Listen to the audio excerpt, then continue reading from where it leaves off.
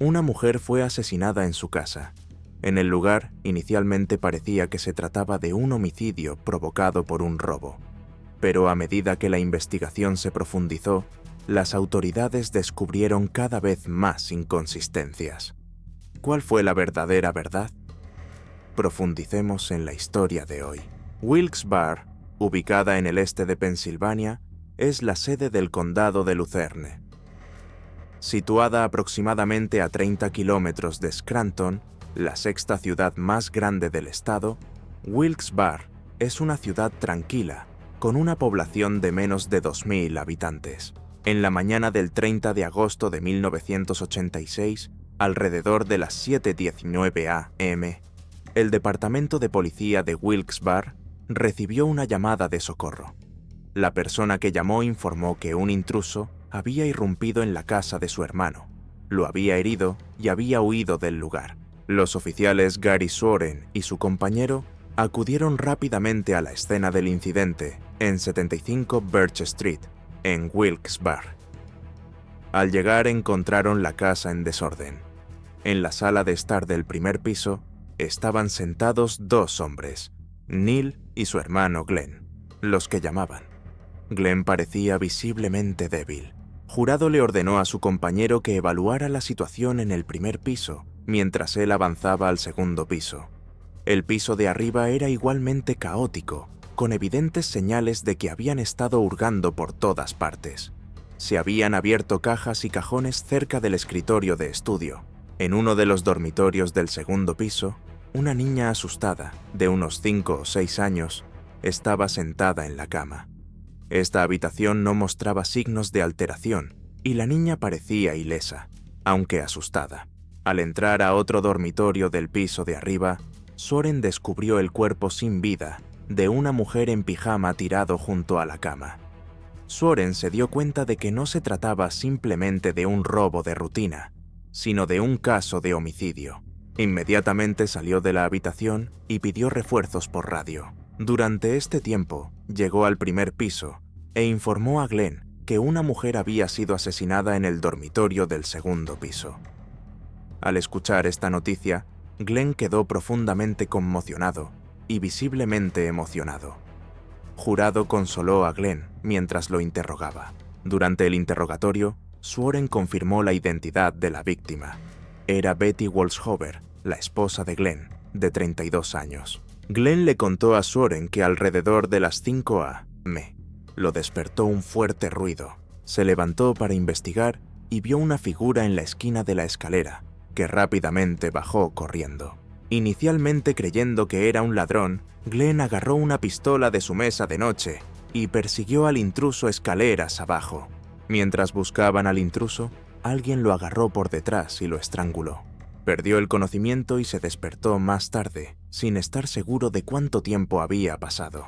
Al recuperar la conciencia, inmediatamente llamó a su hermano menor, Neil. Neil y su esposa Nancy vivían al otro lado de la calle, y Neil llegó puntualmente después de recibir la llamada. Neil llamó a la policía a las 7:19 a.m. Según la descripción de Glenn, el atacante tenía cabello oscuro y llevaba una máscara semitransparente, lo que hacía imposible discernir sus rasgos faciales o el color de su piel. El relato de Glenn parecía plausible, pero lo que sorprendió a Sworen fue que ni Glenn ni Neil habían subido a comprobar la situación mientras esperaban que llegara la policía. Ambos hermanos desconocían que Betty había sido asesinada, lo que parecía algo ilógico. Los expertos forenses llegaron rápidamente al lugar y realizaron un examen preliminar del cuerpo de Betty. Encontraron contusiones faciales indicativas de un traumatismo contundente, signos de evidencia limpiada, marcas distintivas de ligaduras en el cuello y heridas defensivas en el pulgar derecho. Aparte de estas heridas, no había otras marcas en su cuerpo y no había sido agredida sexualmente. Luego, Glenn fue llevado al hospital para recibir tratamiento. Los médicos le administraron un sedante y lo examinaron, revelando abrasiones menores en la parte posterior de la cabeza y el cuello, pero ninguna otra lesión. Al mismo tiempo, la policía investigó minuciosamente toda la casa. No había señales de entrada forzada a través de puertas o ventanas, pero cerca de una ventana del segundo piso encontraron una escalera colocada, lo que sugiere un posible punto de entrada para el intruso. La ventana del segundo piso estaba abierta, se quitó la pantalla y se colocó en los aleros exteriores. Además, faltaban $1,300 en efectivo, que originalmente se guardaban en el escritorio del estudio, junto con algunas joyas de diamantes y una llave. La policía también descubrió varios mechones de cabello arrancados en la cama de Betty y Glenn. Poco después, la familia de Betty se enteró de su trágica muerte. Su hermano Jack quedó devastado al escuchar la noticia, aunque afortunadamente la hija de Betty, Danielle, resultó ilesa. Wilkes-Barre, una ciudad donde asesinatos tan atroces eran raros, de repente se vio consumida por las discusiones sobre el caso. Los residentes de la comunidad esperaban que la policía detuviera rápidamente al culpable para restablecer la paz. La policía estatal brindó apoyo inmediato, con 15 oficiales que colaboraron estrechamente con el Departamento de Policía de Wilkes-Barre. El fiscal local Corriaq Stevens también concedió gran importancia al caso.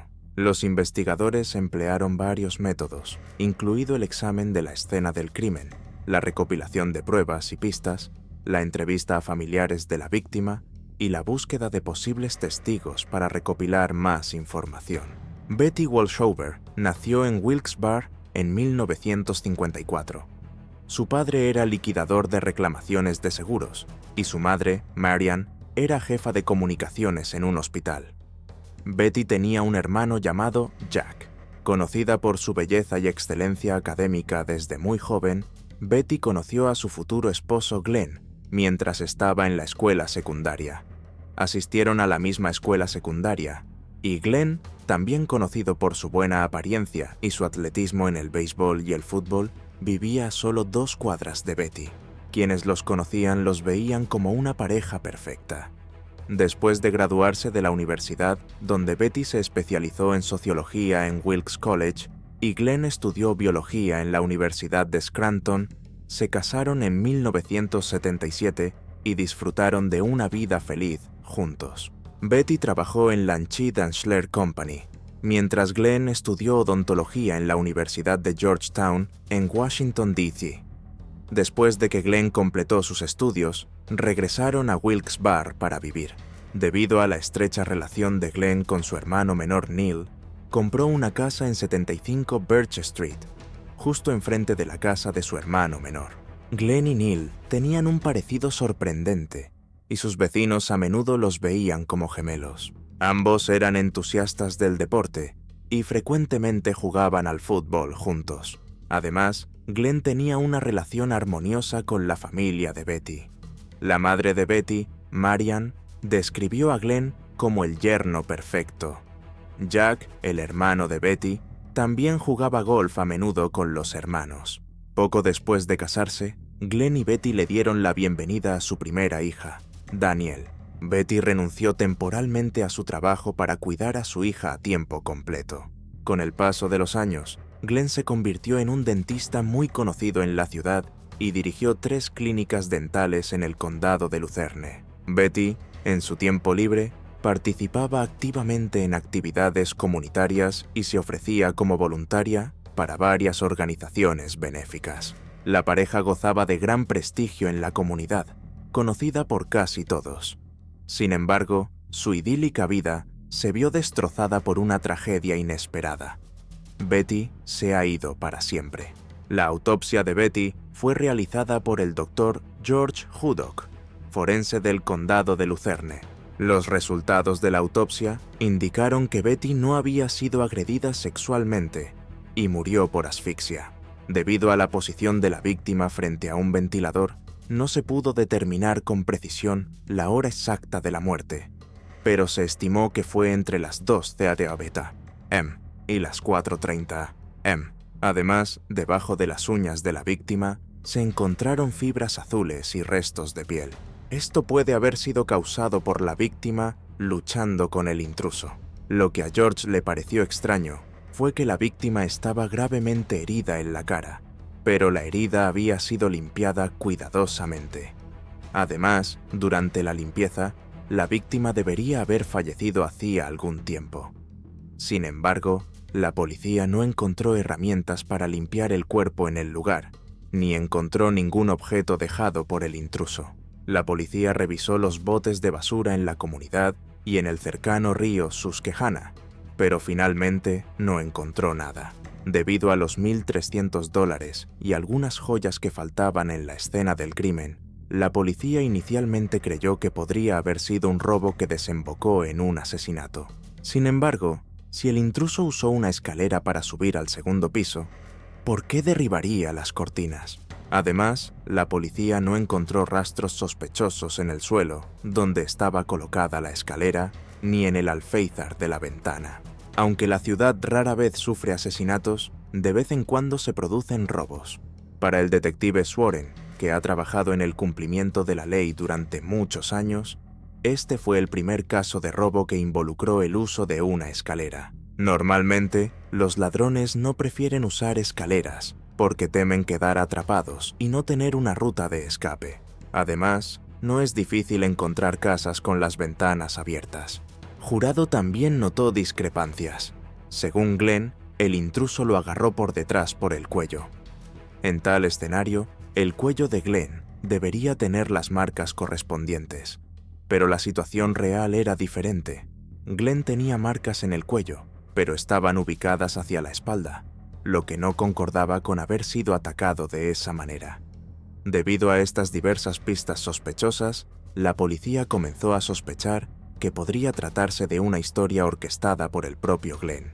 Esto sigue siendo especulación y carece de pruebas suficientes.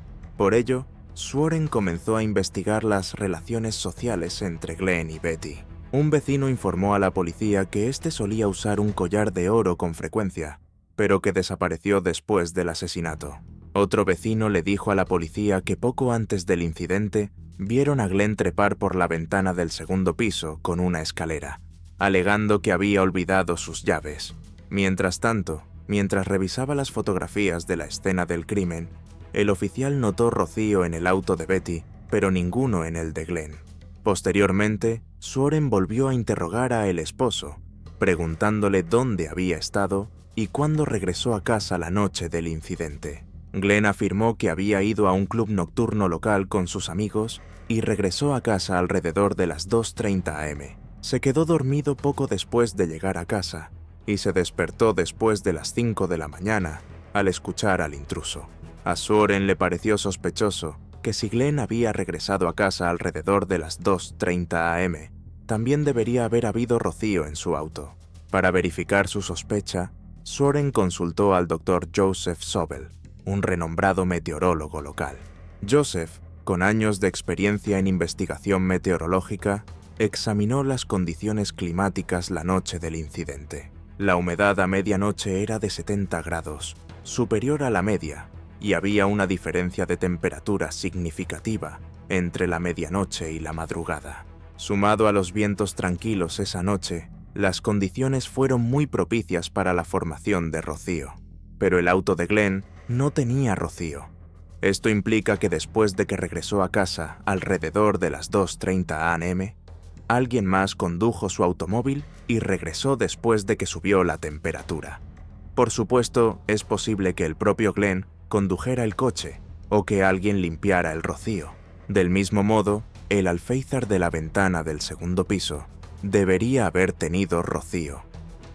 Cuando el intruso entró en la casa, debería haber huellas en el alféizar de la ventana, o al menos signos de limpieza.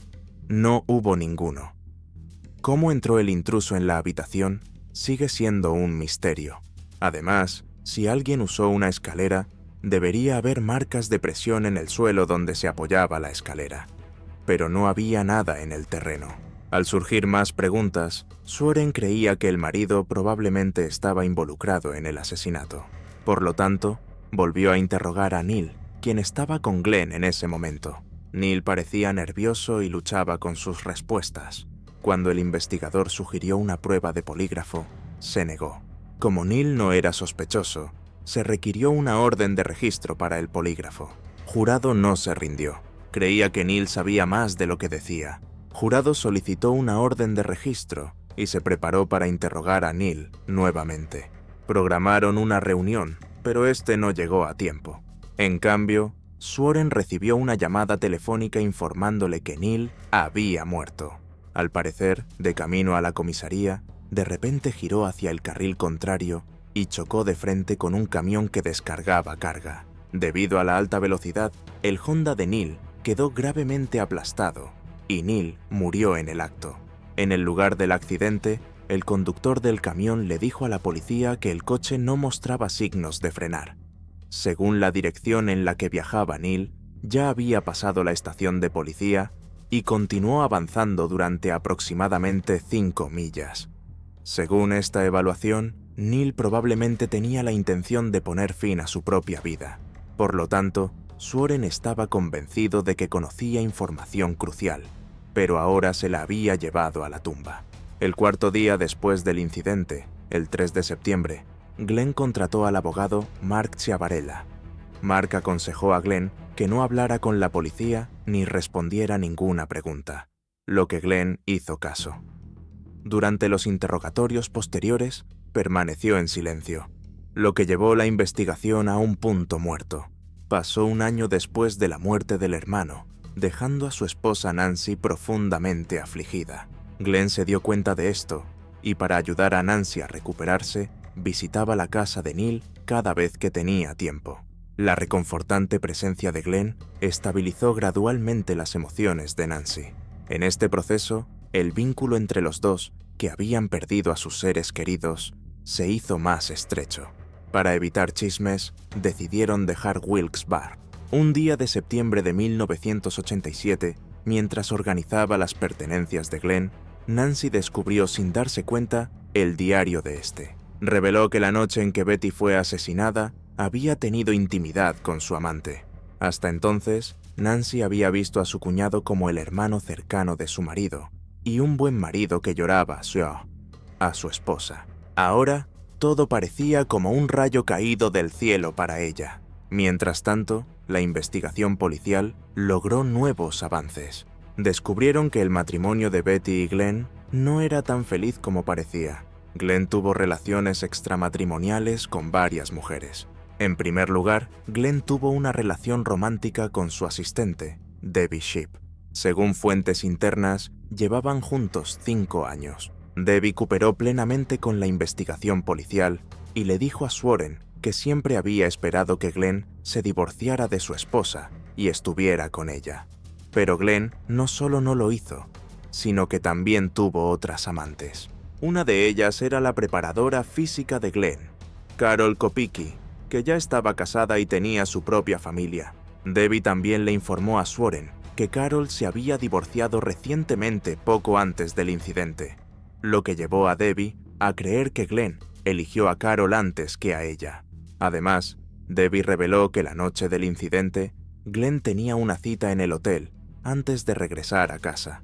Ahora parecía que Glenn era un marido infiel que engañaba regularmente a su esposa y a sus 2 amantes. Las noticias sobre los asuntos de Glenn se difundieron rápidamente por la ciudad, lo que provocó que sus antiguos partidarios reconsideraran su postura sobre él. Ya no creían en Glenn. Al enterarse de las 2 aventuras de Glenn, Nancy comenzó a sospechar que las muertes de Betty y Neil estaban relacionadas con Glenn. Ella decidió no quedarse callada y acudió a comisaría para expresar sus sospechas, cooperando activamente con la investigación. De manera similar, la familia de Betty se mostró incrédula al enterarse del romance de Glenn. Ellos también comenzaron a albergar sospechas sobre este hombre engañoso y decidieron distanciarse. Además, uno de los amigos de Betty llegó a la comisaría sin querer revelar su nombre, pero informando a las autoridades que Betty sabía desde hacía mucho tiempo de la infidelidad de Glenn. Ella estaba harta de que su esposo saliera tarde por la noche y se despertara temprano, y decidió divorciarse de él. Parecía que la verdad se acercaba. Las pruebas actuales aún eran insuficientes para vincular definitivamente a Glenn con el crimen. Por lo tanto, la policía decidió volver a analizar las pruebas recogidas en la escena del crimen con la esperanza de encontrar nuevas pistas. Esta tarea recayó en Doug Diedrich, un experto del laboratorio criminalístico, Doug analizó meticulosamente las fibras encontradas debajo de las uñas de Betty y descubrió rastros de tinte azul. Utilizando un microespectrofotómetro, analizó el tinte y lo comparó con las fibras recogidas de los pantalones de Glenn, y descubrió que coincidían perfectamente. Además, el testimonio de un testigo confirmó que los llevaba en el club nocturno apenas unas horas antes del crimen. Además, Doug analizó muestras de cabello encontradas en las sábanas y determinó de manera concluyente que pertenecían al marido. Todas las pruebas apuntaban a la presencia exclusiva de este en la escena del crimen esa noche. El 5 de noviembre de 1990, Glenn Wolsifer fue arrestado por la policía bajo sospecha de asesinar a Betty. En el momento de su arresto, ya estaba involucrado con Carol después de mudarse a Falls Church, Virginia, y abrir una clínica dental allí. El caso que involucraba a Glenn se convirtió en un punto focal de atención de los medios. Los periódicos más importantes se agotaban rápidamente cada vez que se mencionaban los nombres de Glenn y su esposa Betty. El 29 de noviembre de 1990, 4 años después del asesinato, comenzó el tan esperado juicio. La gente se agolpaba frente al juzgado del condado de Luzerne durante horas para conseguir asientos para observar el proceso. Durante el juicio, la fiscalía llamó a Debbie como testigo. Ella testificó que la noche del crimen tuvo un encuentro sexual con Glenn en un hotel, después del cual Glenn salió del hotel poco antes de la 1 a.m. Testigos presenciales del club nocturno testificaron que el hombre llegó alrededor de la 1 de la madrugada y conoció a su otra amante, Carol, que estaba acompañada por su exmarido. Parecía visiblemente molesto al ver a Carol con su exmarido. Bárbara, la amiga de Betty, testificó que Betty le había confiado la infidelidad y las tendencias violentas de su pareja. A partir de estos relatos, la policía reconstruyó los hechos de esa noche. Glenn regresó a casa del club nocturno, donde con frecuencia se quedaba hasta tarde, lo que provocó una acalorada discusión con Betty. Durante el altercado, Betty supuestamente le arrancó el cabello y la ropa a Glenn y le arrancó un collar del cuello. Esto lo enfureció, lo que provocó los trágicos acontecimientos que siguieron. Después del asesinato, le cambió el camisón a Betty y se limpió. Intentando encubrir su crimen, condujo hasta cierto lugar y se deshizo de la ropa manchada de sangre de Betty. Al regresar a casa, Glenn preparó la escena. Primero colocó la escalera cerca de la ventana del segundo piso que había abierto. Luego, hizo que la escena pareciera como si se tratara de un robo. Procedió a llamar a su hermano menor, Neil. Durante todo el juicio, permaneció en silencio. Su abogado defensor insistió en que un intruso irrumpió en la casa, mató a Betty y atacó a Glenn. Después de 6 horas de deliberación, el jurado llegó a un veredicto unánime. Glenn era culpable. Glenn Wolsifer fue finalmente sentenciado a entre 8 y 20 años de prisión por asesinato en tercer grado. Tras el anuncio del veredicto, Lisa, la hermana de Glenn, creía que su hermano había sido acusado injustamente. Estaba convencida de que él no asesinó a Betty. Durante el encarcelamiento de Glenn, la madre de Betty, Marian, cuidó de su hija. En mayo de 2000, solicitó por primera vez la libertad condicional, pero la Junta de Libertad Condicional la denegó. Durante los años siguientes, la familia de Betty luchó continuamente para evitar que se le concediera la libertad condicional. En 2005, 5 años después, Marian recibió una carta de la Junta de Libertad Condicional. Cuando recibió la carta, tuvo un mal presentimiento, que resultó ser correcto.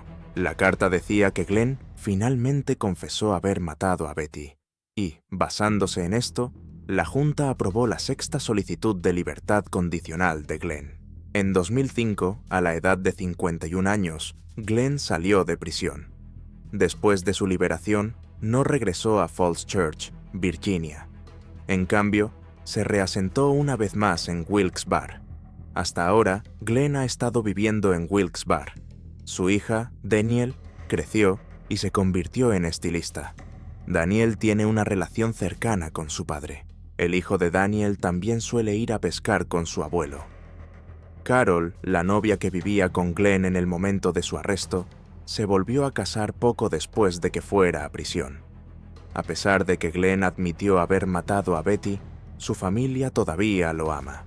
El caso de Betty Wolshofer no es solo una historia de crimen, sino también una mirada profunda a las complejidades de las relaciones familiares y las sombras ocultas detrás de las apariencias exteriores de felicidad.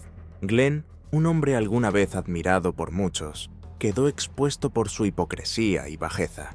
Al final, sufrió las consecuencias de sus acciones y pasó muchos años en prisión. Sin embargo, en 2005, el asesino fue indultado y tuvo la oportunidad de reintegrarse a la vida y recibir el amor de su familia. Esto es verdaderamente irónico para el dolor de la familia de la víctima. La cuestión de si merece el perdón sigue siendo un tema polémico. ¿El precio que tiene que pagar es realmente suficiente para compensar el crimen que cometió? La muerte de Betty no es solo una tragedia personal, sino también una llamada de atención para todos nosotros. En una sociedad donde la justicia debe aplicarse estrictamente, debemos luchar constantemente para garantizar que los perpetradores rindan cuentas de sus acciones y que las víctimas y sus familias sean protegidas y respetadas. La sentencia que recibió Glenn puede no ser suficiente para compensar sus crímenes, pero es importante que no permitamos que estos casos caigan en el olvido. Generemos conciencia sobre la importancia de la justicia y la transparencia en el proceso de investigación y juicio. Siempre antepone los intereses de las víctimas y sus familias, garantizando que todos los delitos reciban el castigo adecuado. La verdad es una lámpara que brilla en la oscuridad de la injusticia y el crimen, y debemos perseguirla hasta el final. Cuando la justicia es derrocada, el daño no solo pertenece a la víctima, sino también a toda la sociedad. Una sociedad justa es donde la justicia no solo es principio, sino también razón de vida de cada persona. La verdad expuesta será una luz guía que traerá consuelo y paz a las almas de los desafortunados y heridos. En el tranquilo pueblo de Jacksonville, Florida, se desarrolla una historia aterradora, comenzando con un romance que rápidamente se convierte en una pesadilla sin salida.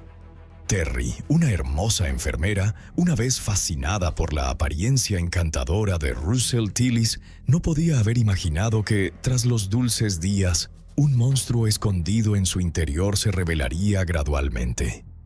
Desde los primeros signos de violencia doméstica hasta escapes peligrosos, las vidas de Terry y sus hijos están dominadas por terribles amenazas. Pero la historia de horror no se detiene ahí. Cuando la policía irrumpe en la casa de Russell, descubren un secreto más horrible que cualquier cosa imaginable. Surge una gran pregunta. ¿Podemos conocer todo lo que un ser humano puede hacer cuando es llevado al extremo de la crueldad?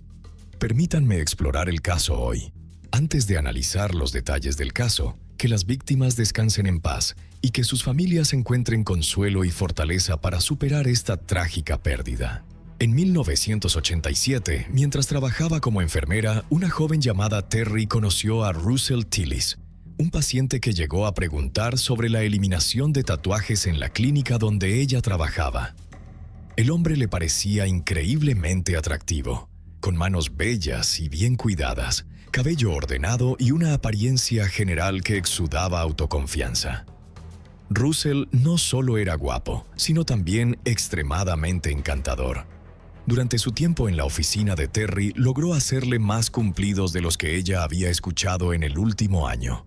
Antes de irse, el hombre le pidió su número de teléfono en caso de que Terry aceptara salir con él. La mujer se sonrojó profundamente y anotó los deseados dígitos en un papel, que más tarde cambiaría su vida por completo. En su primera cita, Russell se comportó como un caballero, ganándose aún más el corazón de Terry. Le presentó un ramo de flores, le abrió las puertas y, en general, la trató como se debe tratar a una dama. Para algunos, esto podría no parecer particularmente inusual, Pero para Terry, estos pequeños gestos de atención se sentían como grandes gestos. No estaba acostumbrada a ser la prioridad o a que le dijeran lo hermosa que era, así que en la cita realmente se sintió especial. Quizás por primera vez en toda su vida. Se sintió relajada y ya estaba mentalmente haciendo planes para un futuro con Russell. Terry compartió un poco sobre sí misma. Su infancia no podía describirse como feliz. Había pasado por mucho en el pasado. Ahora, mirando al atractivo hombre frente a ella, lo imaginaba como un caballero en armadura brillante que había aparecido para protegerla de todos, llevarla a su castillo y mostrarle lo que era el verdadero amor. Sin embargo, las personas perfectas no existen, y pronto Terry conocería el otro lado de Russell Tillis. Su naturaleza agresiva y de mal genio comenzó a revelarse. Una noche, durante una de sus primeras citas, la pareja paseaba por la calle cuando pasaron junto a dos hombres que estaban cerca y hicieron una broma ligera sobre la chica. Terry esperaba que Russell respondiera con algo ingenioso o asertivo, quizás para ponerlos en su lugar o, en el peor de los casos, sacudirlos por el cuello. En lugar de eso, Russell se dio la vuelta, contrajo el puño y derribó al bromista de un solo golpe. Luego dirigió su atención al segundo hombre y le preguntó si también quería ser noqueado. Terry se sintió un poco sorprendida y asustada por esta muestra de brutalidad, pero al mismo tiempo trató de convencerse de que Russell solo la estaba protegiendo, defendiendo a su querida novia. Sí, había ido un poco lejos, pero solo era porque le gustaba mucho. El deseo de protegerla no era un crimen. Terry logró reconciliar sus sentimientos sobre la situación y logró apartar sus dudas. La señal de alarma no se activó en el corazón de la mujer encantada. Apenas un par de meses después de conocerse, Russell sugirió que Terry llevara su relación al siguiente nivel, pidiéndole que se mudara con él y comenzaran a vivir juntos como marido y mujer. Aunque la joven tenía algunas dudas sobre mudarse, en lugar de escuchar su voz interior, hizo lo que su novio quería. Una de las primeras señales de advertencia serias fue que el hombre insistía en que Terry pasara prácticamente todo su tiempo con él. Al principio solo se molestaba cuando ella quería interactuar con familiares o amigos. Luego comenzó a contestar llamadas telefónicas y decirles a todos que Terry no estaba en casa, aunque ella estaba sentada cerca. Cuando los familiares de Terry finalmente conocieron a su elegido, él no dejó ninguna impresión particular en ellos. Lo que Terry había descrito y lo que ellos vieron difería mucho, y al principio sintieron que algo no andaba bien. El propio Russell tampoco estaba entusiasmado con la familia de su novia. La reunión estuvo llena de aversión mutua. Sin embargo, en los ojos de Terry, él era su hombre, su elegido, enviado por el destino. Planeaba construir un futuro juntos. Además, su relación con su familia no era muy buena, así que sus opiniones no significaban mucho para ella. Terry presentó a Russell a su familia como requería la etiqueta básica, pero más allá de eso, decidió resolver las cosas por su cuenta. Dado que Terry ahora estaba bajo el techo de Russell, no tardó mucho en que él creara una barrera entre ella y sus familiares y amigos. Una vez que la aisló de todos, comenzó a presionarla sobre el matrimonio. Cuando Russell mencionó por primera vez el tema, Terry no estaba entusiasmada con la idea de convertirse en una mujer casada. Pensaba que deberían esperar un poco. Las cosas se estaban moviendo demasiado rápido. Pero pronto Terry se enteró de que estaba embarazada y decidió que era una señal del cielo. Cuando se casaron, ninguno de sus seres queridos asistió a la ceremonia. Esto no fue porque amigos y familiares no quisieran la boda o no apoyaran la unión. En realidad, ni siquiera sabían que Terry se iba a casar. Para ese momento, Russell simplemente había prohibido a la novia comunicarse con personas de su pasado. Según Terry, la ceremonia de la boda sin su familia se convirtió en el punto de partida hacia el infierno. Sin embargo, de pie en su vestido blanco, brazo a brazo con el novio, aún no se daba cuenta de esto. Terry y Russell tuvieron una niña. La nueva mamá estaba tan absorta en cuidar a la pequeña que no notó de inmediato que algo extraño estaba sucediendo a su alrededor. Lo primero que Terry notó fue que Russell comenzó a robar. Primero desapareció su anillo, luego un par de aretes de diamantes, pero lo que más lamentó fue el collar en forma de corazón. El collar en forma de corazón que sus padres le habían regalado por su 16 cumpleaños tenía un gran valor sentimental, pero a Russell le importaba poco eso. Empeñó todas estas joyas para gastar el dinero en la compra de sustancias ilegales. Cuando Terry se enteró de la adicción de su esposo, intentó enviarlo a un centro de rehabilitación, pero Russell se negó rotundamente. La angustiada mujer no tuvo más opción que emitir un ultimátum: o las drogas prohibidas, o la familia. Pero las cosas salieron bastante diferentes de lo que había anticipado. En lugar de intentar dejarlo y luchar por la familia, Russell explotó. Le gritó que se callara, le dijo que sus asuntos no eran de su incumbencia y que no tenía derecho a hacer tales demandas. Para asegurarse de que Terry siempre recordara esto, la agarró del cuello y la levantó del suelo con fuerza. La mujer perdió el conocimiento. Cuando Terry recuperó la conciencia, se encontró tendida en el suelo con su esposo de pie sobre ella. Terry no sabía cuánto tiempo había estado inconsciente, pero lo que más le impresionó fue que su cónyuge no mostraba remordimientos. En esencia, Russell dejó claro que estaba en su casa y que él sería quien estableciera las reglas allí. Esta situación horrible asustó tanto a Terry que esa misma noche, tan pronto como Russell se durmió, empacó una bolsa con lo esencial, tomó a su hija y huyó a casa de sus padres. Cuando les contó lo que había sucedido, en lugar de ofrecer apoyo, su madre y su padre afirmaron que debería haber escuchado lo que le habían dicho. Desde el principio habían advertido a su hija que algo no estaba bien con este hombre, pero ella había puesto anteojeras y no quería ver ni notar nada. Al no encontrar apoyo en la casa de sus padres, Terry sintió que no tenía más opción que regresar con Russell. Aparentemente, su familia se ofendió porque se había casado sin invitarlos a la ceremonia. Después de regresar a casa de su esposo, todo solo empeoró. Russell salía constantemente por la noche, a veces no apareciendo durante 2 o 3 días, desapareciendo sin previo aviso. Terry aún no sabía qué hacía Russell o dónde trabajaba y tenía miedo de preguntar. Un día recibió una llamada de la comisaría informándole que su cónyuge había sido arrestado por acoso. Russell había estado molestando a chicas que ofrecían servicios íntimos. Cuando Terry lo recogió de la policía, Russell negó todo. Afirmó que los oficiales lo habían acusado falsamente, y por primera vez la mujer realmente le creyó. Pero cuando esto ocurrió por segunda y tercera vez, y siguió repitiéndose, Terry apenas escuchaba las explicaciones de su esposo. Su historia nunca cambiaba, siempre era la misma. Había sido acusado falsamente. Russell entendía perfectamente que su esposa no le creía. Así que, al regresar a casa después de una corta prisión, siempre le traía un regalo. No era una sorpresa envuelta con un hermoso lazo.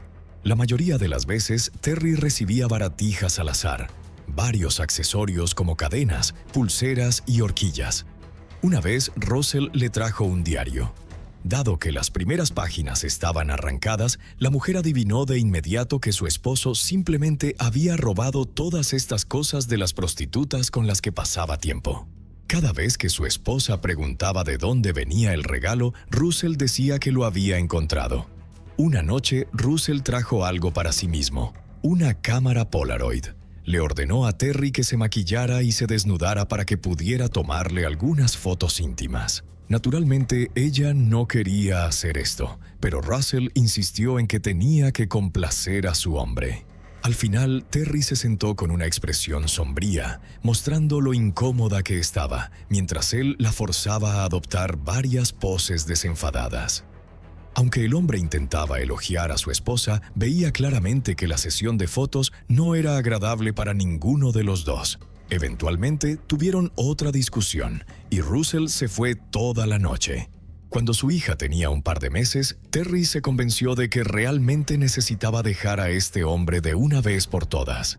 Pero 2 razones significativas la retenían. A pesar de la naturaleza dura de Russell, sus hábitos delictivos y su perjudicial adicción, él proporcionaba completamente para ella y su hija.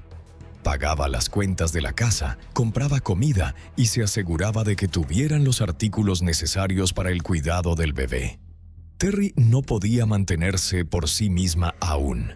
Para ir a trabajar necesitaría encontrar una niñera para el niño y pagarle a la niñera. Necesitaba fondos que no tenía. También carecía de los recursos para vivir con su hija y alquilar un lugar. Ya no quería recurrir a sus padres, ya que no esperaba nada más que reproches en su hogar. Otra razón era que Terry era muy insegura y estaba dispuesta a soportar el mal carácter de Russell solo para tener a alguien a su lado. Aún se aferraba a la esperanza de que su esposo cambiaría y se convertiría en el hombre que primero creyó que era. Una noche, Terry recibió otra llamada de la policía, informándole que Russell estaba siendo liberado bajo fianza y había sido arrestado por cargos distintos a los habituales. Russell había sido detenido ese día por intento de secuestro y coerción para mantener relaciones sexuales. Esa mañana, Russell había ido a trabajar como cualquier otro día. Después de terminar su turno, se subió a su auto y se dirigió a casa. En el camino, el hombre notó a una mujer haciendo autostop que tenía problemas con su auto y le ofreció un aventón. Pero en lugar de llevarla a la dirección que ella le había dado, condujo a un lugar apartado, detuvo el auto e intentó atacarla. Ella comenzó a resistir y a gritar, y el alboroto atrajo la atención de otros dos hombres que intervinieron y evitaron que el crimen ocurriera. Terry se horrorizó al enterarse de las acciones de su esposo. Se sintió disgustada con él. La esposa esperaba que Russell fuera enviado a prisión por algún tiempo, dándole la oportunidad de reunir sus pertenencias y marcharse. Pero Russell solo recibió una sentencia suspendida. Así que ambos simplemente continuaron viviendo sus vidas como si nada hubiera ocurrido, ni siquiera intentando discutir lo que él había hecho. Poco después, Terry se enteró de que estaba embarazada de su segundo hijo, lo que alejaba aún más sus pensamientos sobre el divorcio, ya que no podía huir lejos con dos pequeños. Mientras Terry llevaba al bebé, Russell desarrolló un nuevo hábito perturbador. Sacaba a su hija por la noche y desaparecía durante varias horas. La mujer embarazada no sabía a dónde iban y tenía miedo de preguntar a su esposo. La niña, desafortunadamente, era aún demasiado pequeña para decir dónde había estado con su padre. Cuando Terry dio a luz a su segundo hijo, un niño, ambos padres estaban muy felices. Incluso Russell se volvió más amable durante un tiempo. Pero tan pronto como los rasgos faciales del bebé comenzaron a tomar forma, el hombre dudó de ser el padre del niño. Russell acusó a Terry de haber tenido al hijo con su antiguo jefe. Esto era ridículo, porque ella no tenía ninguna relación romántica con su jefe. Sin embargo, Russell no quería escuchar razones, y sus instintos posesivos se volvieron aún más fuertes. El hombre le dijo a su esposa que no iba a perderla ante su jefe ni ante ningún otro hombre, y que si alguna vez intentaba dejarlo, la rastrearía y la traería de vuelta porque ella era su propiedad. Russell amenazaba regularmente a Terry con armas de fuego que tenía en la casa, y una vez tomó un cuchillo de caza y comenzó a demostrar cómo podría herir fatalmente a alguien. Sostuvo la hoja contra el abdomen inferior de Terry y mostró cómo usarlo. Afirmó que quería enseñarle a su esposa a protegerse a sí misma y a los niños de un atacante, pero parecía más una amenaza hacia su esposa que un curso intensivo de autodefensa. Russell parecía estar diciendo, «Mira lo que puedo hacerte». Como resultado, esto sumó otro miedo al subconsciente de Terry.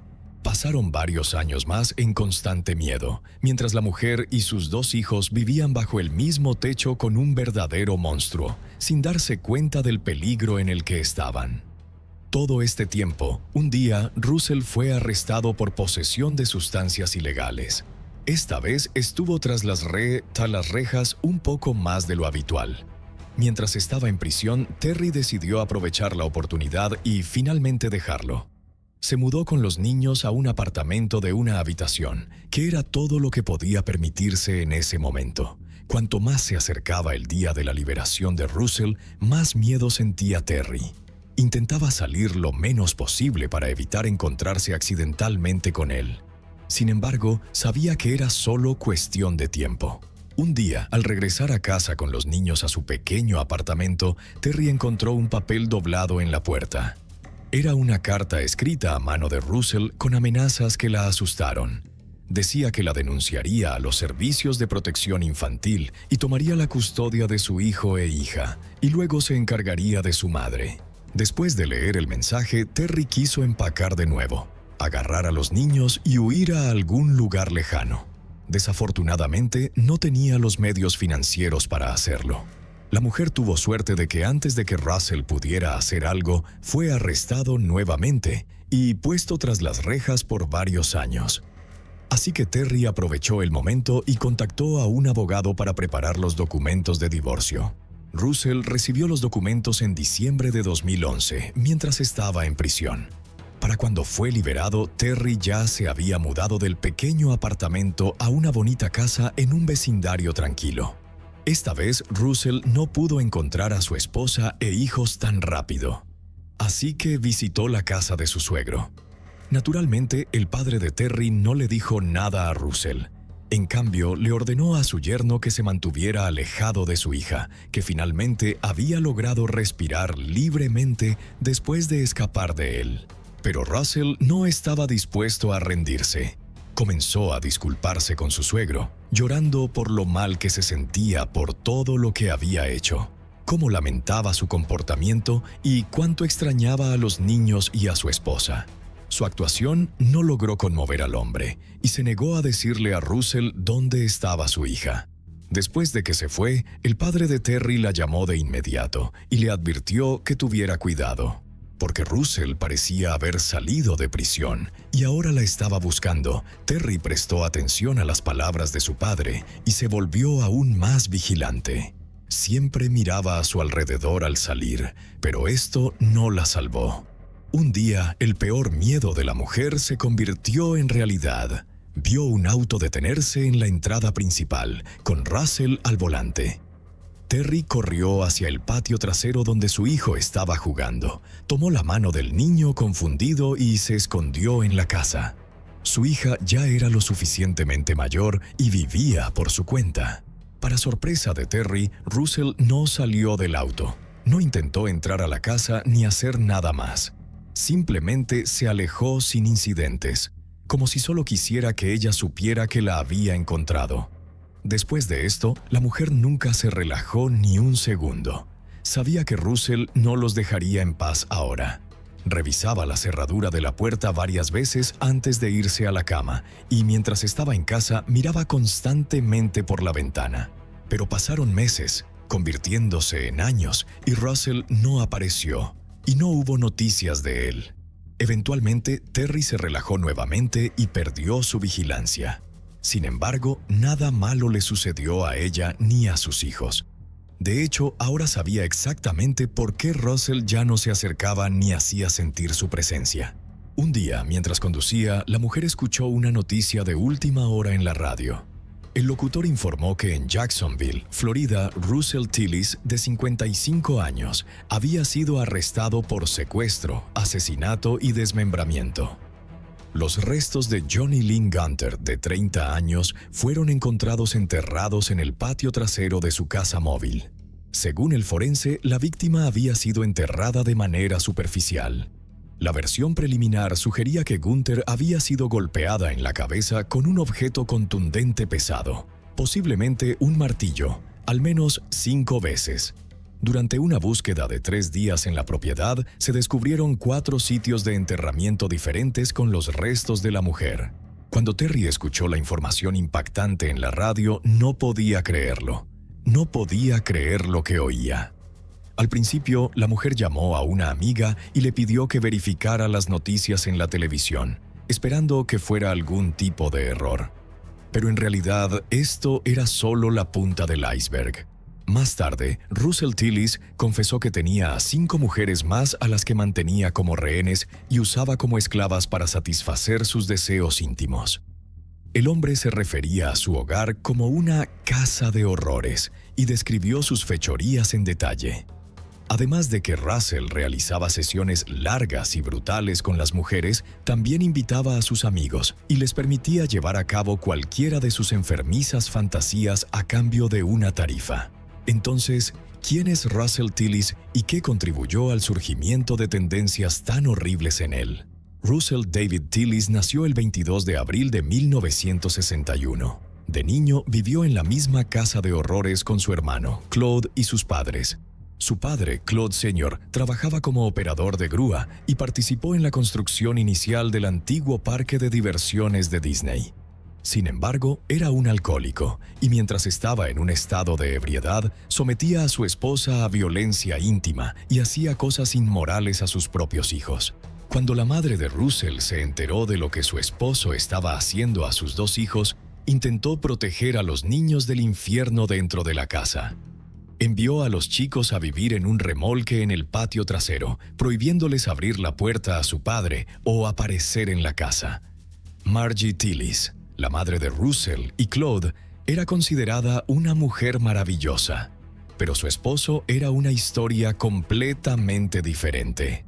Los vecinos temían a este hombre, al igual que temerían a su hijo años después. A medida que Russell crecía, habiendo nunca experimentado una vida normal, se volvió hacia los delitos menores y las sustancias prohibidas. Asistió a una escuela especial para adolescentes problemáticos. Mirando hacia atrás en toda su infancia, tenía pocas posibilidades de convertirse en una persona normal. Sin embargo, con la ayuda de su madre, Russell logró superar su adicción a las sustancias alucinógenas y se mudó a California para comenzar una nueva vida. Ahí conoció a una chica de 16 años llamada Shannon Brinkley, que era 3 años más joven que Russell. Se conocieron en una fiesta en la oficina de la Seguridad Social y rápidamente hicieron buenas migas. Menos de un año después, Shannon quedó embarazada y dio a luz a un hijo. Poco después, comenzó a sospechar que Russell a veces estaba un poco fuera de sí. Resultó que el joven estaba fabricando sus propias pastillas felices y probando sus efectos en sí mismo. Russell y Shannon no vivieron juntos por mucho tiempo. Tan pronto como Shannon se enteró de las sustancias prohibidas, tomó a su hijo y se fue. Temía que su hijo creciera y se volviera como su padre. Después de esto, Russell decidió regresar a su hogar en el norte de Florida, donde vivían sus padres y su hermano en Jacksonville. Consiguió un trabajo como peón en un sitio de construcción y pudo alquilar su propio lugar. Fue durante estos años que conoció a Terry. Una noche, Russell estaba conduciendo por la carretera interestatal y decidió actuar como un buen samaritano. Recogió a una mujer cuyo auto se había averiado y le ofreció llevarla a la gasolinera más cercana. En lugar de eso, la llevó al sitio de construcción donde trabajaba y luego la atacó. Como sabemos, la mujer logró escapar y Russell solo recibió una sentencia suspendida por el asalto. Sin embargo, este castigo no lo asustó y Russell continuó con sus actividades delictivas. En 1993 cumplió una breve condena en prisión por robo. Después desapareció del radar de la policía durante casi un año. Posteriormente, Russell recibió otra sentencia de 5 años por allanamiento y robo de autos. El hombre utilizó su tiempo tras las rejas para estudiar textos legales, aparentemente con la esperanza de evitar futuros castigos con su propio conocimiento. En marzo de 2006, Russell liberó a una chica de 14 años que regresaba a casa después de perder su autobús escolar. La llevó a un lugar apartado, la golpeó y le ordenó que se desnudara. La aterrorizada escolar, incapaz de pensar en una mejor opción, decidió salvar su vida de una manera inusual. Afirmó ser trabajadora sexual, diciendo que la fuerza era innecesaria porque haría lo que él quisiera de forma voluntaria. Después de escapar de su secuestrador, la chica denunció el ataque a las autoridades.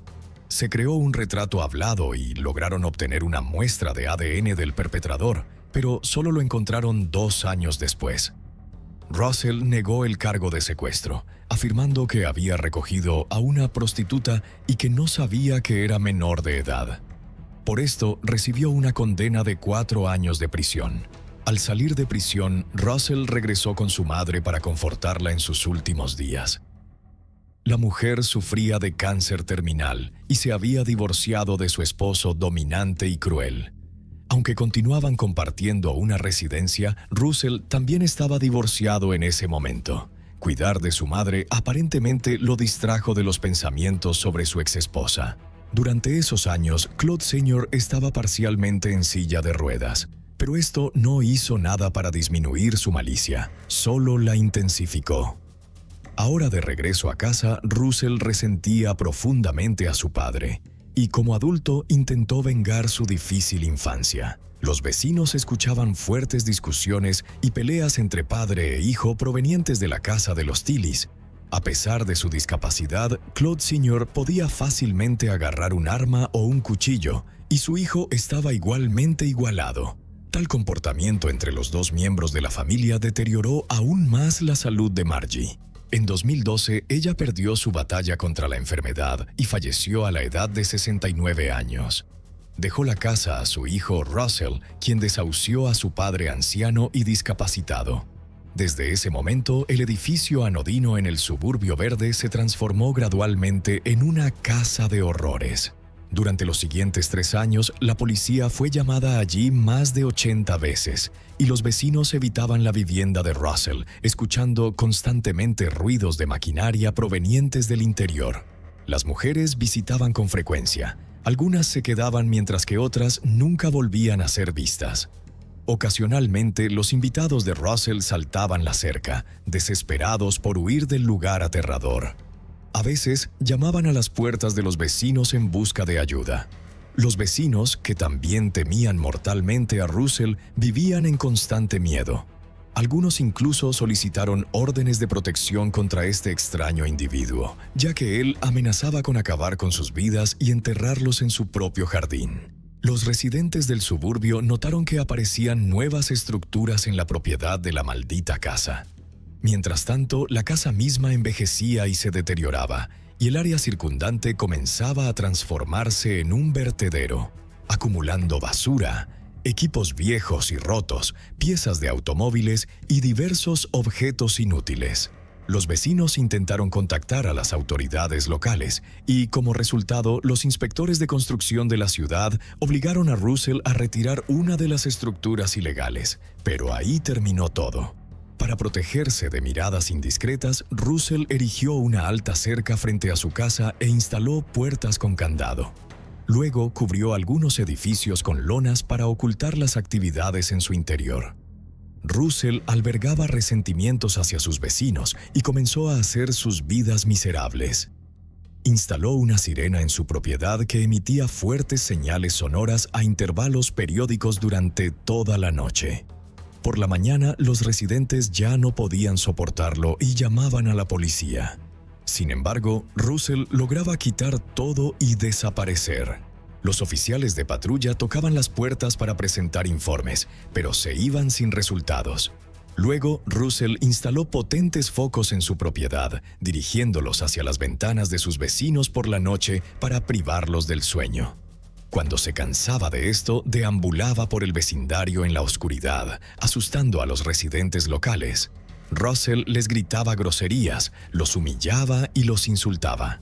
Dado que la policía no tomaba ninguna medida contra el vecino revoltoso, Russell se sintió con más confianza.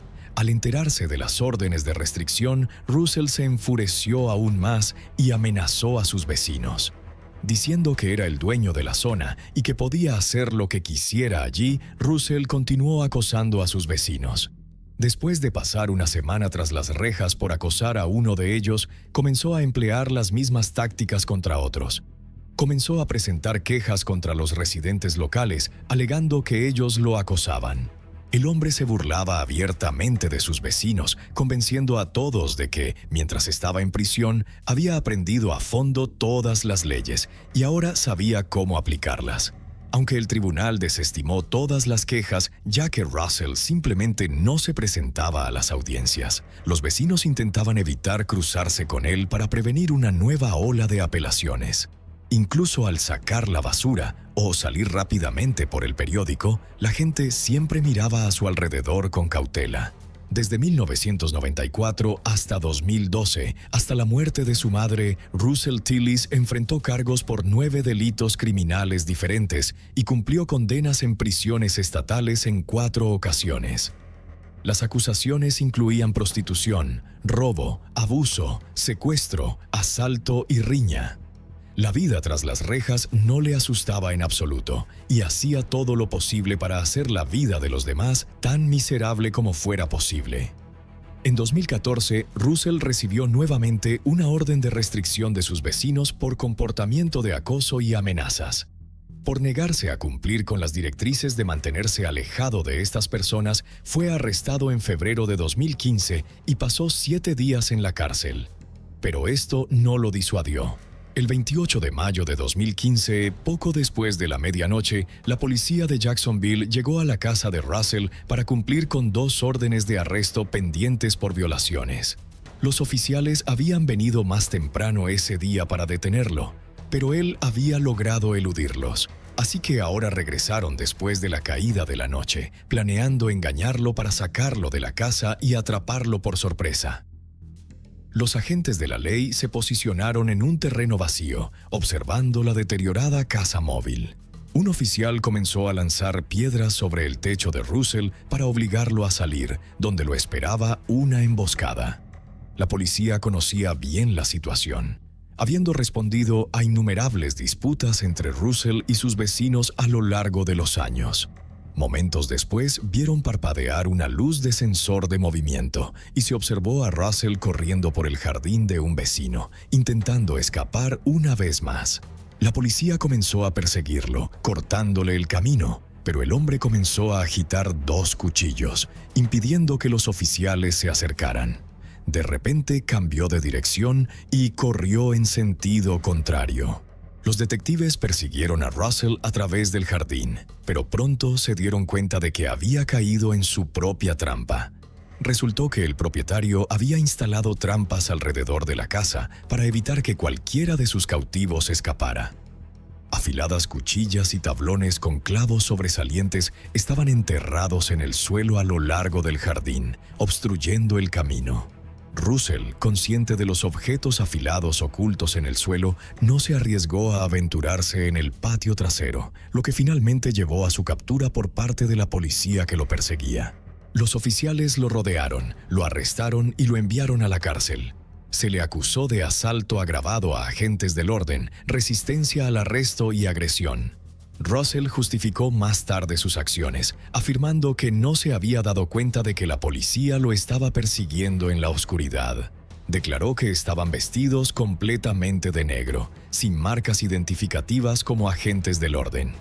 Creía que algunos delincuentes estaban lanzando piedras, tratando de romper su ventana y entrar en su casa, lo que le hizo entrar en pánico y huir. Después del arresto de Russell, sus vecinos estaban encantados y recordaron los momentos horribles que habían soportado a lo largo de los años. Aún no sabían que se habían librado del dueño de la casa de horrores para siempre. La verdadera magnitud de sus crímenes salió a la luz más tarde, cuando el compañero de celda de Russell, Sammy Evans, informó a las autoridades que Russell había confesado haber matado y desmembrado a una mujer que había enterrado en su propiedad. La mujer era Johnny Lynn Gunter, quien había crecido en hogares de acogida. Russell comenzó a vender a las mujeres que capturaba para financiar su adicción ilegal a la harina blanca. Sammy Evans accedió a tener otra conversación con Russell mientras llevaba una grabadora para que los detectives pudieran recopilar más información. En la conversación grabada, Russell describió cómo mantenía a las mujeres encadenadas y permitía que otros tuvieran relaciones íntimas con ellas a cambio de dinero. Su hermano Claude era uno de los hombres que visitaban para satisfacer sus deseos. Johnny Lynn Gunter estaba entre las mujeres cautivas. Cuando Gunter se enteró de la implicación de Claude, los hermanos decidieron eliminarla para evitar futuras complicaciones. Según Russell, fue idea de su hermano, pero Claude no pudo llevar a cabo el daño a la mujer. Como resultado, la tarea recayó en Russell, quien fue el que golpeó a Gunther causando su muerte. Después, los hermanos desmembraron su cuerpo y lo enterraron. Una investigación posterior descubrió restos descompuestos ocultos bajo trampas y minas. La víctima fue identificada como Johnny Lynn Gunther, una mujer de 30 años con un historial de abuso de sustancias y trabajo sexual. El 8 de diciembre de 2016, Russell fue acusado de asesinato, secuestro y tráfico humano. Para entonces ya estaba encarcelado debido a múltiples violaciones de las órdenes de protección de sus vecinos. Cuando comenzó el juicio de Russell, afirmó que su confesión inicial y todo lo que había dicho a Sammy Evans eran fabricaciones. Declaró que solo había hecho esas afirmaciones con la esperanza de recibir una sentencia de muerte. En ese momento estaba severamente deprimido y había intentado sin éxito quitarse la vida. De hecho, en un momento, el detenido había sido hospitalizado durante 3 días tras una sobredosis de antidepresivos, lo que llevó al plan que él y Sammy idearon. Evans, enfrentando cadena perpetua, recibió la promesa de una sentencia más leve si actuaba como un informante falso. Russell aseguró a Sammy que había estudiado a fondo la ley durante su tiempo en prisión y sentía que había vivido una buena vida. No quería pasar el resto de sus días en la cárcel. Tras las rejas, Russell afirmaba que preferiría acabar con todo de una vez. Según él, no había una casa de horrores. Era un hombre inocente. En realidad, su hermano, Claude, había llegado a la casa con Johnny ya muerta y pidió ayuda para deshacerse del cuerpo. Russell afirmaba que no tenía idea de cómo había terminado la mujer, pero no tenía intención de testificar en contra de su hermano. Los fiscales no llamaron a Claude Tillis como testigo y no se le acusó en el caso. El jurado vio esto como el último intento desesperado de Russell por desviar la culpa hacia su hermano y salvarse a sí mismo. El proceso del juicio de Russell fue largo, con años pasando entre su arresto y la conclusión del juicio. Se declaró no culpable y después de un largo proceso, su juicio finalmente comenzó a principios de 2021. Los jurados pasaron 5 horas y media deliberando antes de emitir un veredicto de no culpable en el cargo de tráfico humano, ya que no había pruebas tangibles para ello. Sin embargo, Russell fue declarado culpable de secuestrar a Johnny Lynn Gunther y quitarle la vida. Fue condenado a 2 cadenas perpetuas consecutivas, con 30 años adicionales por el abuso de restos humanos. Después de que Terry se enteró de lo repulsivo que era su esposo, agradeció a Dios por evitar el destino de ser enterrada en el patio de este monstruo. Era difícil reconocer a un criminal en el aparentemente bien educado y respetable hombre. Antes de dejarse seducir por su encantadora cortejo, Terry necesitaba saber quién era realmente. Pero a veces el deseo de una mujer de tener un hombro fuerte a su lado eclipsa la voz de la razón. El caso de Russell Tillis deja preguntas persistentes. ¿Qué lleva a una persona que proviene de una infancia violenta a convertirse en un asesino despiadado, transformando su propio hogar en una casa de horrores? A través de este caso, veremos más claramente el devastador impacto de la violencia doméstica en la psicología de una persona, o es simplemente la elección de una persona fría que ha perdido toda humanidad. El final del juicio, con una sentencia de 2 cadenas perpetuas, ha puesto fin a la serie de crímenes, pero el horror que Russell sembró seguirá acechando a la comunidad durante mucho tiempo. Hola a todos, bienvenidos a mi canal. Hoy vamos a echarle un vistazo a otro caso horrible, un triángulo amoroso mortal. Cuando una persona se enamora, a menudo se vuelve más débil, más vulnerable y propensa a idealizar el objeto de su afecto. En tal estado, es difícil evaluar críticamente las cualidades de la persona amada. Cualquier negatividad por su parte se justifica rápidamente, y los problemas claros o los comportamientos extraños simplemente se ignoran. Abrumados por los sentimientos, tendemos a pasar por alto los defectos de nuestro amado. Pero si esos sentimientos no son mutuos, y el ser amado es capaz de cometer engaños o actos criminales, el amante puede encontrarse en grave peligro. Hace varios años, la historia de un joven llamado Diogo Goncalves sacudió a todo Portugal por su crueldad y sangre fría, con dos jóvenes de aspecto frágil y apariencia angelical como las despiadadas perpetradoras. El joven fallecido y sus verdugos participaron en un triángulo amoroso, pero no se apresuren a culpar a Diogo. No tuvo una relación sentimental con las dos chicas, pero se convirtió en víctima de los planes y la codicia de su encantadora colega, a quien amaba no correspondida, y del amante de ella. Ahora examinemos detenidamente este complejo caso desde el principio para comprender cómo bellezas tranquilas y modestas se convirtieron en crueles criminales, ladrones y ladrones de autos. ¿Por qué el cuerpo de la víctima fue encontrado hecho pedazos en varios lugares y cómo un joven serio y prudente no se dio cuenta? Fue atraído a una trampa mortal. La historia de Diogo Goncalves comienza con su nacimiento el 17 de julio de 1999 en la pintoresca ciudad turística del Algarve, situada en el sur de Portugal. Diogo era hijo único de una familia sencilla y relativamente modesta. Sus padres regentaban una pequeña tienda de souvenirs, por lo que su bienestar dependía directamente de la temporada y del número de turistas que visitaban el pueblo. Diogo creció modesto, educado y amigable. Le fue bien en la escuela, se interesó por las computadoras desde muy joven y soñaba con una carrera en programación. La gente hablaba de él como un joven abierto y sociable con muchos amigos dentro y fuera de la escuela. No le gustaba estar solo y siempre buscaba la compañía de familiares o amigos. Después de terminar la escuela, el joven se matriculó en una academia de informática.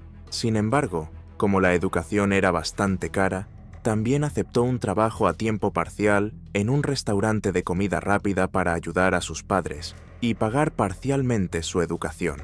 Diogo ya se había consolidado como un empleado trabajador y muy confiable con quien se podía contar en todos los sentidos. A principios de 2017, la tragedia golpeó a la familia Gonçalves. El padre de Diogo sufrió un grave derrame cerebral que lo dejó al borde de la vida o la muerte durante varias semanas. Cuando su estado se estabilizó, permaneció incapacitado durante mucho tiempo y estuvo bajo constante supervisión médica. Pero la desgracia no viene sola, y mientras el padre luchaba por su vida, su esposa fue atropellada por un coche cuando se dirigía al hospital. El incidente ocurrió repentinamente en un paso de peatones. Cuando la mujer llegó a la mitad de la carretera, un automóvil apareció de la nada a gran velocidad, arrojándola literalmente por los aires. Sin siquiera frenar, el coche se alejó a toda velocidad. El impacto fue tan fuerte que la víctima salió despedida una docena de metros. Sufrió una herida abierta en la cabeza y no tuvo ninguna posibilidad de sobrevivir. Los médicos llegaron a los pocos minutos, pero solo pudieron declarar su muerte. El conductor responsable del fatal accidente fue detenido al día siguiente, pero a pesar de las pruebas claras de su culpabilidad, se desató una batalla legal larga y complicada, ya que el hombre había contratado a un abogado competente. El desafortunado joven, que aún no había cumplido 18 años, quedó completamente solo. En ese momento, su tía, hermana de su padre, llegó al Algarve y se ofreció a ser la tutora de la adolescente y cuidar de su hermano postrado en cama. Sin embargo, la relación entre tía y sobrino estaba lejos de ser perfecta. La mujer autoritaria dictaba sus reglas, lo que al joven no le gustaba mucho. Tan pronto como alcanzó la edad adulta, se mudó inmediatamente a un departamento alquilado. Amor no correspondido. En 2018, un joven especialista en software realizaba prácticas en uno de los balnearios turísticos más grandes de la región. La dirección valoró mucho sus habilidades y capacidades y le ofrecieron un puesto permanente con ingresos estables. Además, el joven sociable, abierto y amigable, se integró rápidamente al equipo y entabló amistad con sus colegas. El chico cumplió concienzudamente sus deberes y siempre estuvo dispuesto a ayudar a los demás. En este centro balneario trabajaba una atractiva joven llamada María Malveiro, por quien el nuevo informático sentía ternura. Comenzó a cortejarla con cautela, pero en su mayor parte, su colega ignoró sus insinuaciones. Sin embargo, ella se comunicó con él de buena gana y aceptó regalos, pero respondió a todas las invitaciones a citas negándose o cambiando rápidamente de tema. Sin saberlo, se enamoró profundamente de esta pequeña belleza de cabello oscuro que ocupaba un puesto poco tradicional como empleada del servicio de seguridad. Malveiro combinaba fuerza y feminidad. Era accesible pero inalcanzable, y el joven no pudo resistirse a ella. Este fue su primer amor verdadero y demostró serle fiel. Malveiro, la complicada María Malveiro, un año mayor que Diogo, también era natural del Algarve y provenía de una familia muy modesta. Nunca conoció a su padre biológico, ya que él la abandonó cuando ella era muy joven, y posteriormente no mostró interés en su destino ni le brindó apoyo financiero. Malveiro fue criada por su madre y su abuela, pero su abuela falleció hace unos años, y a su madre le diagnosticaron un trastorno mental grave y la internaron en una clínica especializada. Desde pequeña, Malveiro comprendió que solo podía confiar en sí misma, y por eso se esforzó por abrirse camino en la vida. Estaba seriamente involucrada en los deportes desde la escuela. Era fuerte y físicamente desarrollada, mientras mantenía una apariencia delicada y elegante. En la escuela secundaria, comenzó a practicar jiu-jitsu e incluso obtuvo un cinturón azul. Malveiro soñaba con una carrera en las fuerzas del orden, pero debido a la condición mental de su madre, le negaron la admisión a la academia de policía, lo que la dejó extremadamente deprimida. En cambio, recibió una formación especial, se convirtió en oficial de seguridad profesional y fue aceptada en el departamento de seguridad del centro de Spa. El salario de la chica apenas cubría lo esencial, ya que tenía que pagar el tratamiento y el cuidado de su madre enferma, cuyo estado se estaba deteriorando. La joven no se desesperó, se mantuvo optimista sobre el futuro, amable y amigable con quienes la rodeaban. El enamorado Diogo malinterpretó su cortesía como interés recíproco. Incluso, rechazó una prometedora oferta de trabajo en la capital porque esperaba conquistar el amor de Malveiro y no quería alejarse de ella. El joven gastó un tercio de su salario en su amada, comprándole regalos, invitándola a comer en restaurantes y llevándola a parques de atracciones. Pronto parecieron ser una pareja feliz. Sin embargo, durante el tiempo que estuvieron juntos, Malveiro nunca le permitió un beso. Su vacilación se debe a pudor o a timidez. Un día, el chico se topó con un breve vídeo en las redes sociales en el que su amada abrazaba y besaba a otra chica. Resultó que había estado en una relación sentimental con Mariana Fonseca, de 23 años, durante más de un año. Devastado, Diogo confrontó a Malveiro y le preguntó por qué no había sido sincera con él, pero ella respondió que prefería mantener su vida personal en privado. A pesar de tal revelación, continuó su noviazgo, sin perder nunca la esperanza de que algún día ella pudiera corresponder su amor. La ávida de ganancias fáciles, Mariana Fonseca, también provenía de un entorno humilde y no recibió apoyo económico de su familia. Se graduó en una facultad de enfermería y trabajó como enfermera básica en un hospital local. Ella y Malveiro soñaban con alquilar un lugar juntos para vivir, pero sus modestos ingresos y la necesidad de mantener a sus familias lo hicieron imposible. En enero de 2020, cuando el muchacho volvió a invitar a Malveiro a cenar a un restaurante, mencionó que acababa de concluir el proceso judicial contra el conductor que atropelló mortalmente a su madre. El conductor fue declarado culpable y condenado a pagar una importante indemnización de 1.000 euros, que fueron transferidos a la cuenta de Diogo ese mismo día. Habló de esto desapasionadamente, con tristeza, porque ninguna cantidad de dinero podría recuperar a su persona más cercana. No notó que a Malveiro se le iluminaron los ojos cuando escuchó la noticia. A partir de ese momento, su relación avanzó inesperadamente a un nuevo nivel. Para Diogo, Malveiro empezó a mostrar interés por él e incluso le tomaba la mano con ternura durante los paseos, algo que ella nunca antes había hecho. Diogo no podía creer su suerte y sentía que su sueño más profundo se estaba haciendo realidad. pero no se preguntó por qué sucedía esto ni qué provocó cambios tan repentinos y drásticos en el comportamiento de la chica. Simplemente disfrutó los momentos, creyendo que los sentimientos por él eran genuinos. En realidad, tan pronto como se enteró del dinero que había recibido su pareja, se lo contó a Fonseca y juntas comenzaron a planificar cómo apoderarse de esos fondos. Inicialmente, necesitaban hacerle creer al joven que ella finalmente se había fijado en él como hombre y correspondía su cariño. Luego, las mujeres planearon utilizar el engaño o la fuerza para quitarle el dinero al joven y escapar a otro país donde podrían comenzar una nueva vida con los fondos robados. Una velada romántica se convirtió en un encuentro brutal. Un día, la novia se acercó inesperadamente a Diogo y le propuso pasar una velada romántica juntos. Mencionó que tal vez su relación podría alcanzar un nuevo nivel, que podrían convertirse en pareja y que algo podría desarrollarse entre ellos. En ese momento se sintió realmente feliz y los cambios repentinos en el comportamiento de la chica no lo alarmaron. Él creía en la sinceridad de sus sentimientos. La esperada reunión estaba prevista para la noche del viernes 20 de marzo de 2020, en el apartamento alquilado de el chico. El propio joven preparó la cena, puso una mesa para dos, compró flores y un pequeño obsequio para su amada.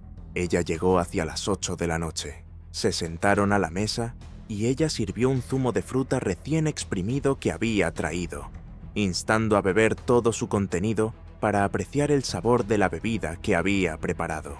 Lo hizo sin dudarlo, sin saber que el jugo contenía una alta dosis de un potente sedante que María había conseguido en su lugar de trabajo. Pronto se sintió mal, le daba vueltas la cabeza, todo lo que tenía ante sus ojos se volvía borroso y tenía sueño. Al darse cuenta de que algo andaba mal, se puso muy nervioso e intentó alcanzar su teléfono, pero ella le arrebató el dispositivo de las manos, diciendo que quería realizar un baile erótico para él. Encendió la música, comenzó a desvestirse lentamente y el joven pareció calmarse un poco. Luego lo ató a una silla, presentándola como parte del juego.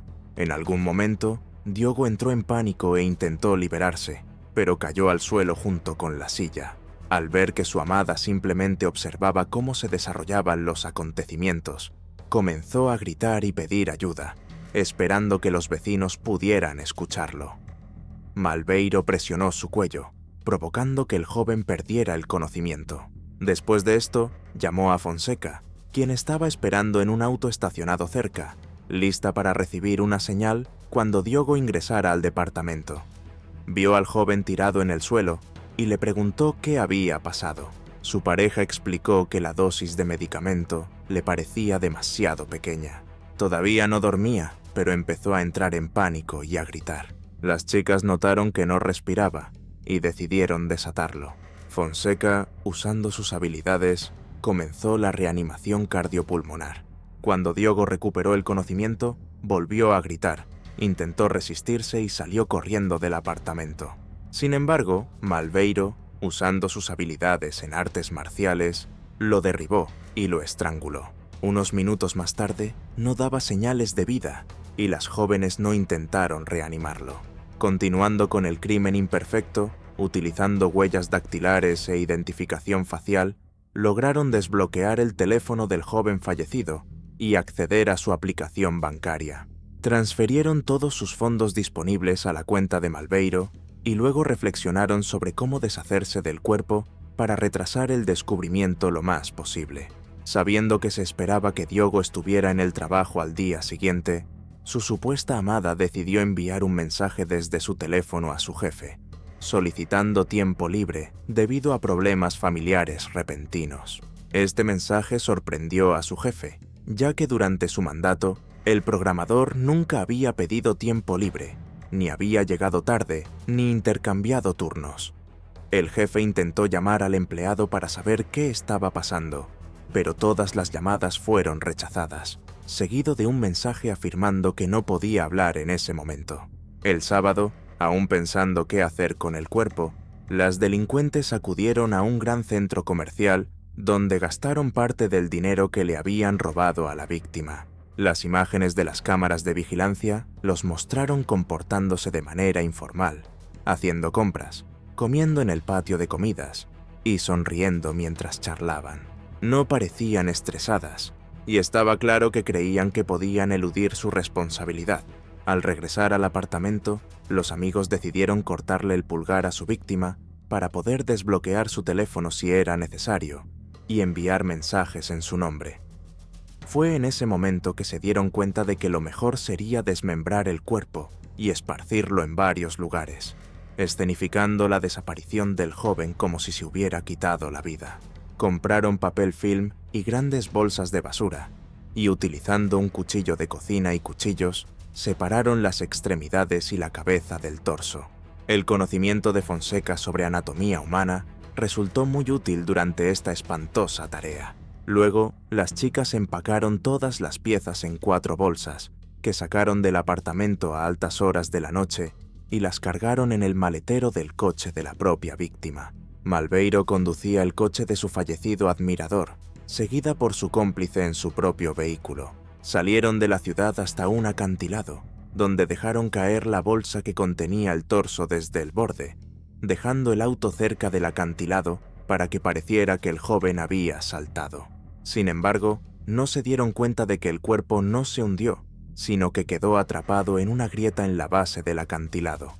Luego condujeron unos kilómetros hasta una pendiente boscosa, donde arrojaron la cabeza y arrojaron las extremidades de la víctima a una pequeña cascada y partes del cuerpo en la costa. Ese sábado, la dirección del centro balneario denunció la desaparición del empleado a la policía, mencionando los extraños mensajes enviados desde su número.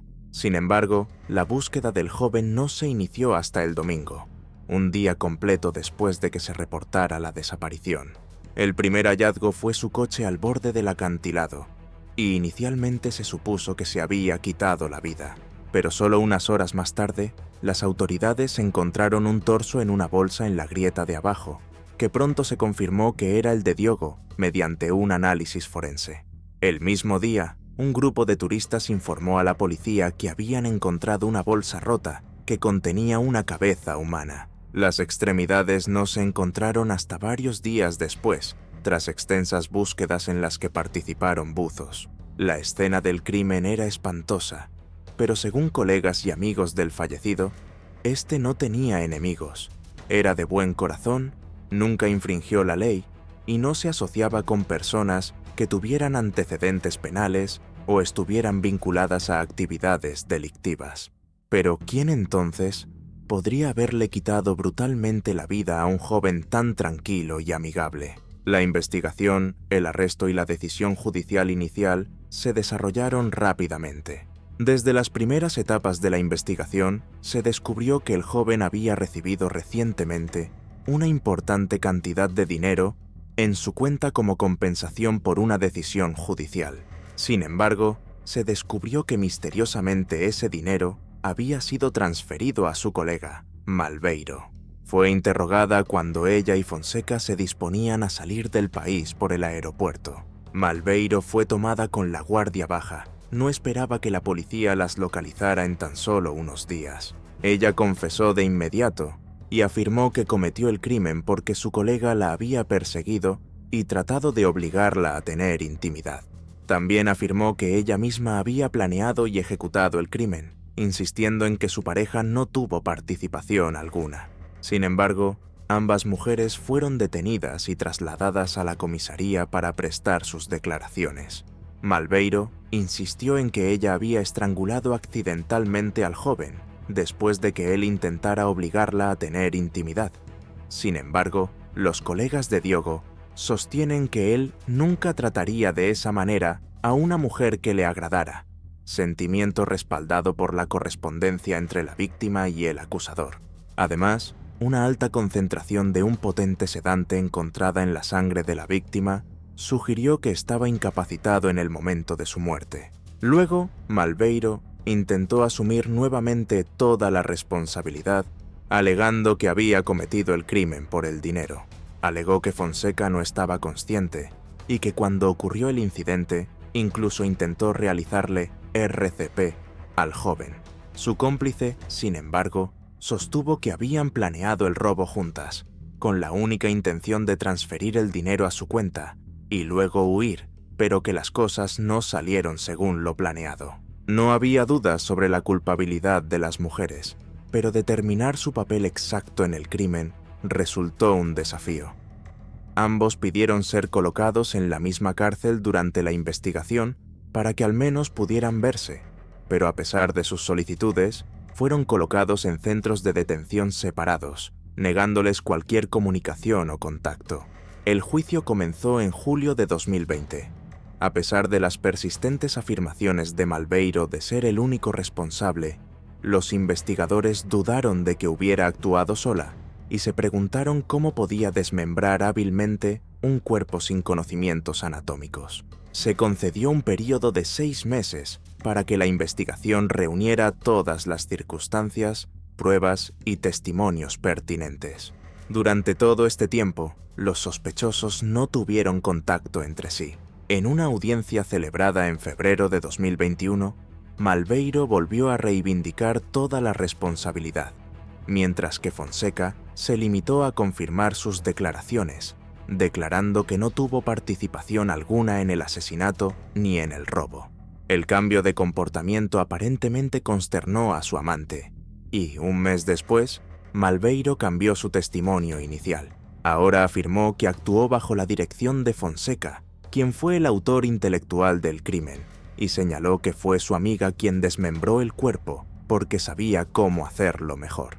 La chica agregó que inicialmente había asumido la culpa para proteger a su ser querido, pero se dio cuenta de que su amiga nunca la había amado de verdad. A pesar del testimonio alterado de Malveiro, en abril de 2021, el tribunal la declaró culpable de asesinato premeditado, mutilación de un cuerpo, robo y robo de auto. Fue sentenciada a 25 años de prisión. Fonseca, como cómplice, recibió una sentencia de 4 años, pero salió en libertad condicional en menos de 1 año. El tribunal consideró que sus intentos de realizarle reanimación cardiopulmonar indicaban que no tenía intención de quitarle la vida y quería ayudarlo. En un nuevo juicio y un giro inesperado, tras quedar en libertad, Mariana Fonseca accedió a dar una entrevista a un canal de televisión local, decisión que resultó ser un grave error. Durante la entrevista, le echó toda la culpa a su amiga ya encarcelada, mientras sonreía y parecía muy satisfecha de sí misma.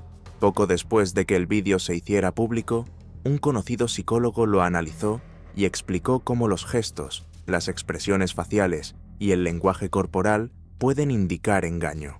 Sugirió que Fonseca se estaba deleitando con su impunidad y sentido de superioridad, lo que indicaba que era una hábil manipuladora capaz de echarle toda la culpa a otra persona. Un mes después de su liberación, Fonseca demandó al hospital donde había trabajado anteriormente, alegando que había sido despedida injustamente y exigió una cantidad significativa. Como compensación moral, sorprendentemente, el tribunal le dio la razón y ordenó a la dirección del hospital que la reincorporara y le pagara la indemnización que pedía. Parecía que todo iba excepcionalmente bien para Fonseca. Estaba libre, había vuelto a su trabajo y había recibido 4.000 euros de compensación moral. Sin embargo, pronto llegó desde la prisión la noticia de que Malveiro se había quitado la vida ahorcándose con una sábana en su celda. Dejó una nota que detallaba aspectos de la perpetración de Diogo que implicaban a su amiga. Tras este incidente, se reabrió el caso y el padre de la víctima presentó un recurso de apelación, insistiendo en que Fonseca era tan culpable como su cómplice. La Corte Suprema dictó el veredicto final en junio de 2023, declarando a Fonseca culpable de planear y ejecutar el asesinato de Gonçalves, así como de desmembrar su cuerpo y robar su auto.